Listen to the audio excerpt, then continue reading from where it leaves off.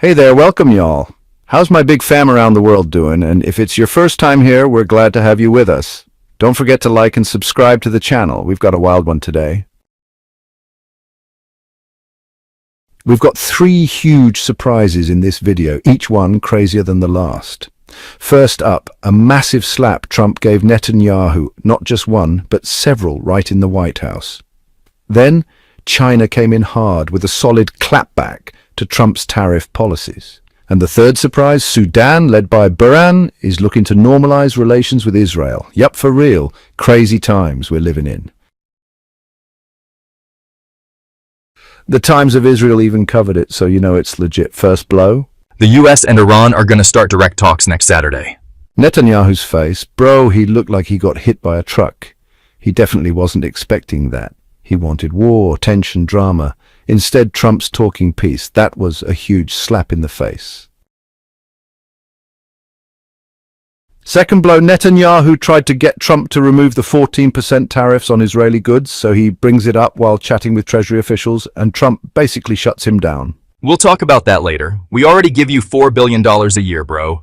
Be cool. Like, dang, that's a big no with extra seasoning.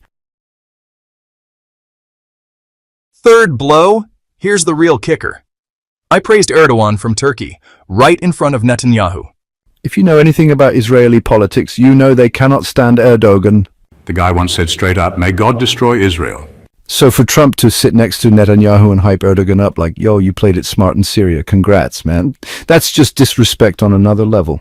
Netanyahu must have felt like the walls were closing in. So yeah, this whole meetup wasn't a cozy diplomatic gathering, it was Trump laying the smackdown. And as for China, Trump's tariffs caused some massive financial hits, but Wall Street finally started climbing again today. Still, China's not backing down. They're coming in strong. How dare China hit us with countermeasures? Like, what's that about? Let me break it down. Trump wants to smack China with tariffs, and he expects them to just sit there and take it. Like Xi Jinping is supposed to be all, here, take this pen and hit me again, please. You ever seen that old Egyptian movie with Mahmoud El-Melagi where he just keeps getting smacked and says, it's fine, I deserve that? Yeah, Trump wanted China to act like that, but China, no, they don't play that game. Today, China clapped back hard. They hit the U.S. with 34% tariffs in response to American imports. If China doesn't back down by the 10th, which is the day after tomorrow, we're throwing on another 50%. Yeah, this ain't gonna work on us. If you go up, we'll go higher. Your pressure tactics don't scare us. This whole trade war thing, it's not just about the US and China, it's about the entire global economy. Everyone's going to feel the shake from this, not just politically, but maybe even militarily if it escalates. If Trump really goes through with that 50% hike on top of the existing tariffs, you're looking at close to 100% total, and China will match that. So who's going to take the biggest hit? Honestly, it's probably the US. Now here's the real question. Why is Trump so obsessed with these tariffs anyway? Well, he promised he'd cut taxes and somehow still fill up the federal budget by raking in cash from tariffs. Sounds good? Nope, doesn't actually work. Cutting taxes mostly helps the rich, and now he's trying to cover that gap with tariffs. But here's the kicker.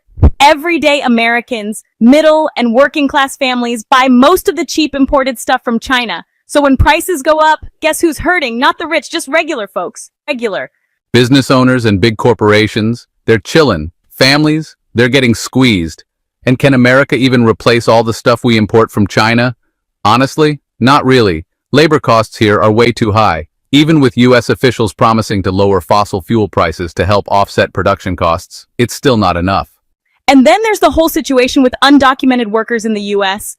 A lot of them work low-wage jobs that American citizens don't want. If you replace them with citizens, wages go up, which drives product costs up too. It's a chain reaction. Bottom line, Trump's policies are kind of all over the place and don't really add up.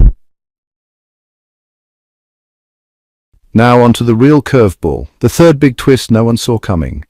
According to the Jerusalem Post and Sudan News, Sudan's army chief General Al-Burhan might be gearing up for normalization with Israel.